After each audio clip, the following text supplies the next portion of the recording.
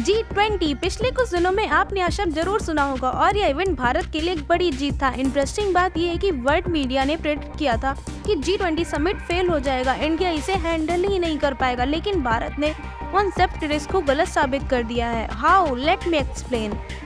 भारत 2023 में G20 president है। भारत के हर स्टेट और यूनियन टेरिटरी के 7 शहरों में 200 से अधिक इवेंट्स प्लान हुए हैं, जिनमें दुनिया के बड़े बड़े लीडर्स थे और 125 नेशनैलिटी के 25,000 लोगों ने पार्टिसिपेट किया है।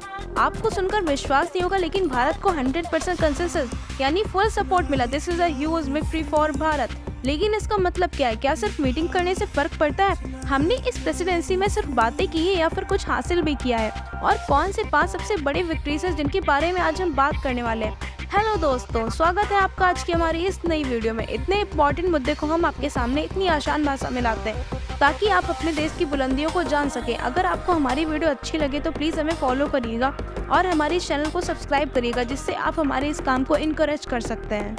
G20 के देश दुनिया की 60% population, 75% trade and 85% of GDP को रिप्रेजेंट करता है। 1997 में एशियाई फाइनेंशियल क्राइसिस हुआ था, जिसका इम्पैक्ट पूरे दुनिया पर हुआ।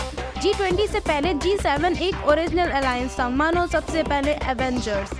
लेकिन एशियन फाइनेंशियल क्राइसिस के बाद उन्हें रियलाइज हुआ कि अगर इकोनॉमिक स्टेबिलिटी चाहिए तो दूसरे देशों का कोऑपरेशन भी चाहिए। तो 1999 में एवेंजर्स एक्सपैंड हुआ और नए चेहरे सामने आए। आज 19 देश और यूरोपियन यूनियन को मिलाकर G20 बनता है। चलिए आइए अब जानते हैं G20 की विक्ट्रीज को और उसका काउंटडाउन स्टार्ट करते हैं।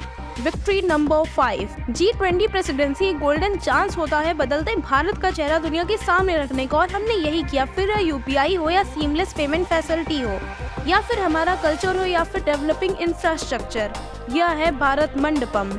123 एकड़ में फैला हुआ भारत का सबसे हाईटेक कन्वेंशन सेंटर 26 जुलाई 2023 को प्रगति मैदान में इसका इनॉग्रेशन हुआ।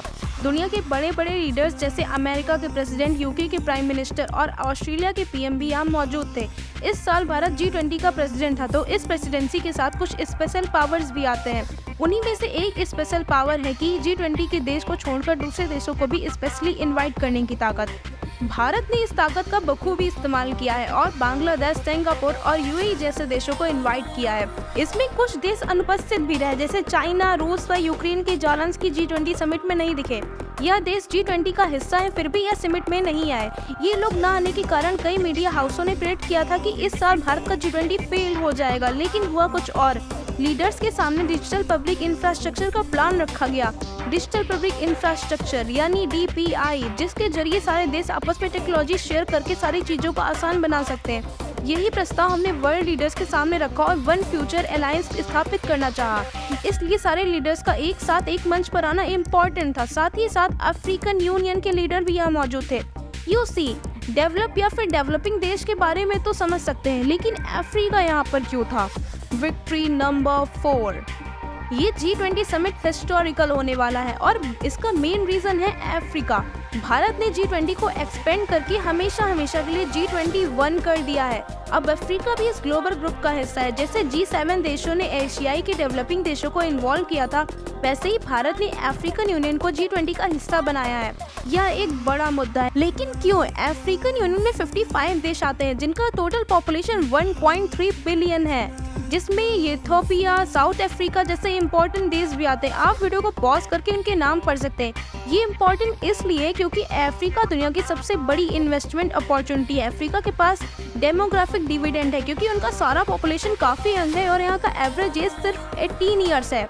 अफ्रीका दुनिया का ट्रेजर चेस्ट माना जाता है। यहाँ एग्रीकल्चर, डायमंड, गोल्ड और लिथियम जैसे रेयर मिनरल्स मिल सकते हैं, जिससे फ्यूचर की टेक्नोलॉजी बनेगी। इसलिए जिस तरीके से अफ्रीकन यूनियन का वेलकम किया गया है, वह भारत के लिए एक बड़ी विक्ट्री थी। सोचिए, सिर्फ एक मुद्दे की वजह से अफ्रीकन देश में भारत के लिए इतना ट्रस्ट डेवलप हो गया कि हाल ही में न्यूज आई थी कि भारत अफ्रीका में $150 मिलियन का इन्वेस्टमेंट करने वाला है।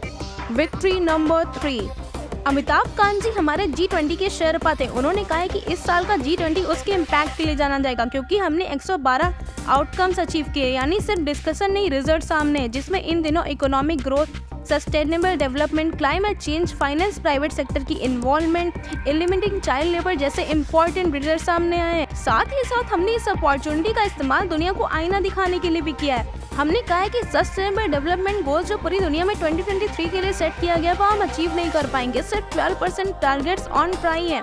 हम सबको कमर कस के मेहनत करने की जरूरत है। यह सारी बातें न्यू दिल्ली डिक्लेरेशन का हिस्सा है। और आश्चर्य की बात यह है कि यूक्रेन जैसे देशों ने भी भारत का समर्थन जताया है। पिछले 1 साल में यूक्रेन रूस कॉन्फ्लिक्ट में हमने नॉन अलाइनमेंट का प्रस्ताव बनाया था, जिससे यूक्रेन की लीडरशिप इस बात से हमसे नाराज थी, लेकिन उनका न्यू दिल्ली डिक्लेरेशन में सपोर्ट पाना एक बड़ी जीत है।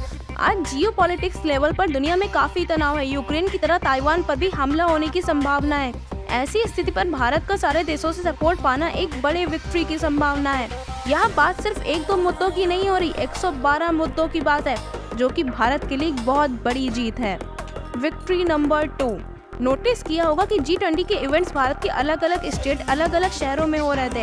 इसका मतलब ये है कि अरुणाचल प्रदेश कश्मीर में भी G20 के इवेंट्स हुए हैं। यह एक्सीलेंट डिप्लोमेटिक विक्ट्री है, क्योंकि डायरेक्टली कोई भी देश पाकिस्तान या फिर मोर इम्पोर्टेंट चीन के खिलाफ खड़ा नहीं होता है, लेकिन इन देशों के लीडर्स कश्मीर और अरुणाचल में होने वाले इंडियन G20 के इवेंट्स अटेंड किए। यह हमारे लिए एक इनडायरेक्ट सपोर्ट था और यह मैसेज पाकिस्तान और चाइना की लीडरशिप तक भी जरूर पहुंचा होगा। कश्मीर में कोई भी बड़ा इवेंट प्लान करना आसान नहीं। एक छोटी सी सिक्योरिटी फेलियर और पूरी दुनिया में नेगेटिव फीजिबल पॉसिबिलिटी थी, लेकिन भारत ने ग्लोबल स्टेज पर इस बात को प्रूव कर दिया कि कश्मीर में स्टेबिलिटी बन चुकी है। इन दिनों जम्मू और कश्मीर में पत्थरबाजी के इंसिडेंट भी 99% तक कम हुए। वैसे ही अरुणाचल में G20 मीटिंग होस्ट करना चाइना के लिए इम्पोर्टेंट मैसेज था, क्योंकि चाइना अरुणाचल के बॉर्डर्स पर अपने सेटलमेंट रहता है। उन्होंने हाल ही में एक नया मैप रिलीज किया था, जहां उन्होंने लद्दाख और अरुणाचल को उनके मेनलैंड का हिस्सा बताया था। चाइना के एम्बिशंस के खिलाफ एक सॉफ्ट मैसेज वहां पर होने वाली G20 मीटिंग्स थी, लेकिन उनके लिए एक स्ट्रॉन्ग मैसेज भी था, जो हमारे लिए नंबर 1 विक्ट्री है। Victory number 1, India mid east Europe corridor. चीन का फ्लैगशिप प्रोजेक्ट है बेल्ट एंड रोड इनिशिएटिव, जिससे चाइना एशिया के कई देशों से यूरोप को जोड़ना चाहता है, जिसमें चाइना ने ऑलरेडी क्लोज टू $1 ट्रिलियन का इन्वेस्टमेंट किया है। या तो लोगों को इंटरेस्ट लोन दिए हैं या फिर कंस्ट्रक्शन कॉन्ट्रैक्ट चालू किए हैं। चाइना के इस स्टेप ने पूरी दुनिया को हिला के रख दिया है। कोविड के समय पूरी दुनिया को रियलाइज हुआ कि वह चीन पर कितना निर्भर है। दुनिया की इकोनॉमी पर डायरेक्टली इम्पैक्ट करने के बावजूद कोई भी चाइना का कुछ नहीं बिगाड़ पाया। इसके 2 मेन रीजंस हैं। एक, पूरी दुनिया की सप्लाई चेन चाइना पर डिपेंडेंट है, और दूसरा, सारे वर्ल्ड ऑर्गेनाइजेशन जैसे world health organisation, world trade organisation Cheen की पॉकेट में है। BRI के बाद चाइना का वर्ल्ड ट्रेड पर इन्फ्लुएंस और बढ़ जाएगा। यहाँ पर एक अल्टरनेटिव की जरूरत है, ताकि ट्रेड फ्री और ओपन रहे, ताकि किसी एक का डोमिनेंस ना हो। और इसी ऑब्जेक्टिव से India middle east Europe corridor launch होने जा रहा है। जो बाइडेन ने इसे एक बिग डील कहा है, लेकिन क्यों? यहाँ हम रेलवे और वाटरवेज का इस्तेमाल करने जा रहे हैं। यहाँ मोदी जी ने एक बात हाईलाइट की है, जिसमें सऊदी के MBS अमेरिका के प्रेसिडेंट के साथ हाथ मिला रहे हैं। इस ग्रैंड प्रोजेक्ट में हम सी रोड से UAE से जुड़ेंगे, फिर सऊदी अरब, जॉर्डन, इजराइल से होकर कनेक्शन यूरोप तक बनेगा। अगले 60 दिनों के अंदर अंदर इसका प्लान बनेगा और एग्जीक्यूट होना भी स्टार्ट हो जाएगा। और ये हम खुद नहीं, अमेरिकन प्रेसिडेंट ने कहा है। यह है भारत का इम्पैक्ट, जो पिछले कुछ दिनों में हुए फॉरेन विजिट का नतीजा है। अगला स्टेप यही होगा कि Bharat United nation security council की परमानेंट मेंबर सीट के लिए बेट करे। एंड आई एम श्योर इस पर फुल प्लेस का G20 समिट खत्म होते ही शुरू हो जाएगा। सच तो यही है कि वर्ल्ड हिस्ट्री में 2023 एक इम्पोर्टेंट साल होने वाला है। ये साल इतिहास के पन्नों में इसलिए याद रखा जाएगा क्योंकि अब भारत में ग्लोबल साउथ की लीडरशिप की जिम्मेदारी उठा। जिन इश्यूज पर बाकी देश सिर्फ बातें करते हैं या फिर उन्हें इग्नोर कर देते हैं, उन पर भारत ने आवाज उठाई है।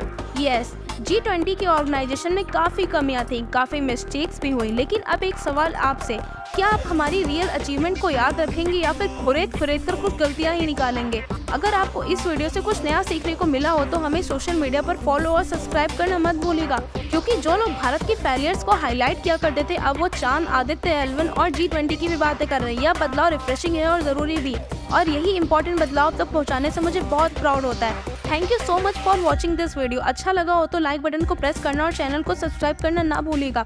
मिलते हैं ऐसी किसी नई वीडियो में, तब तक के लिए जय हिंद, जय भारत।